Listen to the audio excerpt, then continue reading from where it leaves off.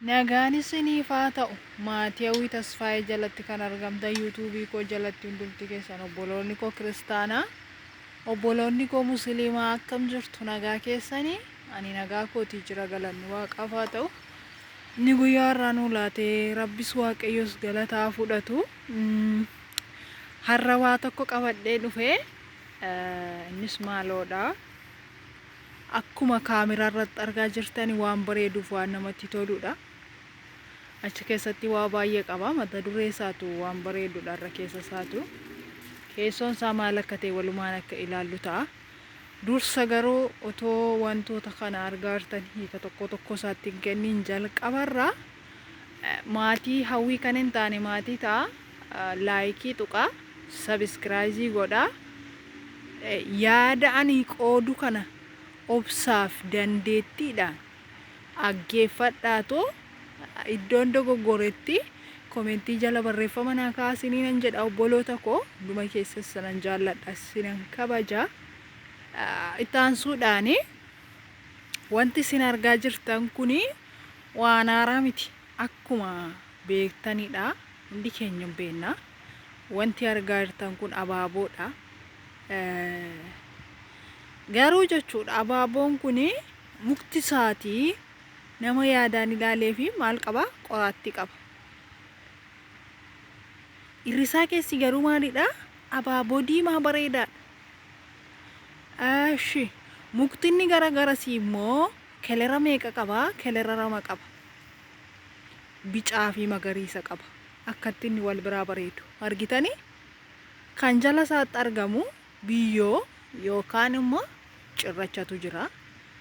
Wanti tattararamee jala jiru kun immoo waan inni ittiin bishaan argatudha jechuudha.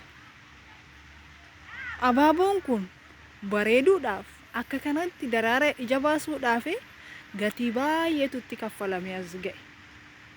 Innis maali tokkoffaa irratti sanyii isaatu barbaadamee akka oomishu ta'e. Maalirratti oomishame?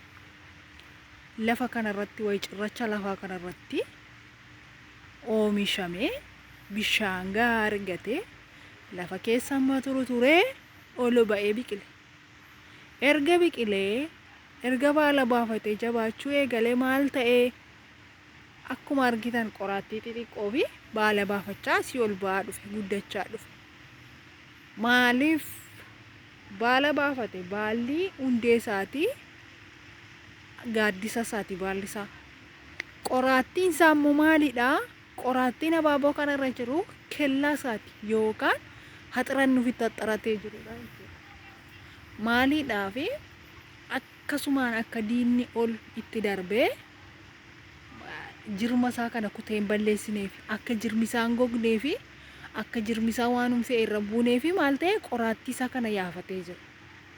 Maal godhachuu isaati? Mana ijaarrate haxira gibbii isaa keessatti abaaboo mataa isaati sanyii mataa isaa oomishuuf jecha maal ta'e hin daraare. Sadarkaa kana hundarra darbee as ga'ee bunaaf ganna danda'ee as ga'e har'a daraare waqtii kana abaaboo daraaraa nuu kenne kunoon illee bira taa'ee nani jaalladhee natti tolee bareedee naan waraabaa. Maaliif qilleensa qulqulluu naa kennaa jira. Ani garuu qilleensa gubataa isaa fi hin baasa inni garuu qilleensa qulqulluu naa kenne itti boqochaa jira jechuudha. Lafa boqonnaatti lafa bashannanaatti bakki kuni baay'ee namatti tola baay'ee namatti miidhaga. Lafti kun garuu otoo abaaboon kun irra hin jiru ta'e addana taa'uu nan danda'a nam sinii waraabuu nan danda'a hin danda'u. Sababni isaa mukti irra hin jiru gogaadha homaan qabu waan ta'eef aan addana taa'uus hin danda'u.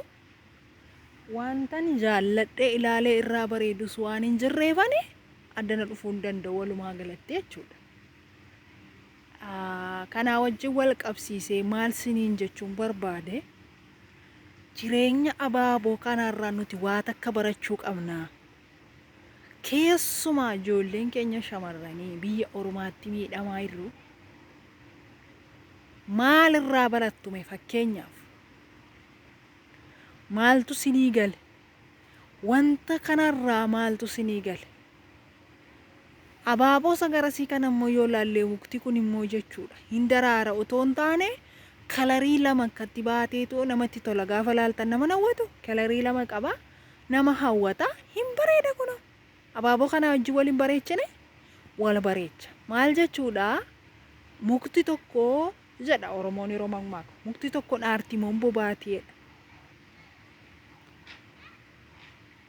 nam tokko qobaasaati waa tokko hin godhu jechuudha abaaboo kanarra nam tokko qobaasaati waan godhu garuu walitti dhufamee kurmaamee akkuma abaaboo kana akkuma isan daraarrees isa daraaru kanaas walitti dhufee wal bareeche wal miidhagsa iddoon kuni walitti dhufee wantoota garaagaraa abaaboo garaagaraa kaleerii garaagaraa walitti fidanii walirraa bareedanii walirraa miidhagsanii iddoo kana iddoo boqonnaaf iddoo bashannanaa ta'e kunoo xarapheezzaan taa'ee turre taa'an jira kunoo xarapheezzaanii soba jechuudhaaf kunoo irra taa'ee jira maaliidhaaf waan bareeduuf waan miidhaguuf waan namatti toluuf soo maalirraa barattamne fakkeenya kanan irraa baradhe hawwii anaaf kanatu galee kanatu natti tolee waaqayyo si haa eebbisu haadhoo koo waanan irraa hubadhe qabaa jireenya koo waanan itti ijaaruu dadhaberraa har'aa kaasee waanan ijaaruu qabaa warri jettan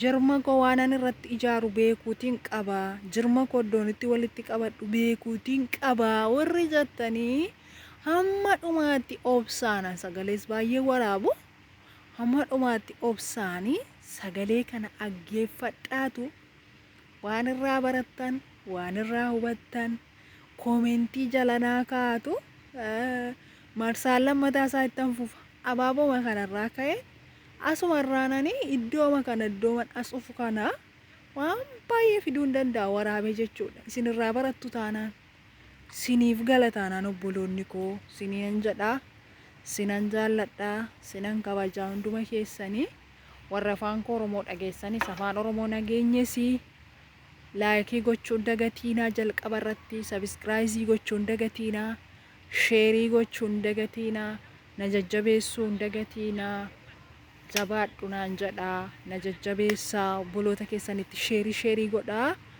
kanarraa fidee sagalee waraabee xumureeraa galatoomaa naaf jiraadhaa iddoon balleessetti immoo iddoon dogoggoretti immoo iddoon jallisetti immoo iddoon cabsetti immoo na of kolshaa isiniin jedheera yaada kana nuu fidii kanarratti nu hojjedhu kana barbaanna waan jettan kam ajajamuudhaaf hojjechuudhaaf ani qophii koo xumuree kunoo tokko jedhee yuutuubera banadhee dhufeera kan na jajjabeessu kan na faummasu kan na beeksisu immoo isini dhalammii koo sin malee maalan qabaa sininan jedhaa sinan jaalladha nagaan naa tura haa torbee gara si hanga walitti deebinutti ciao bye bye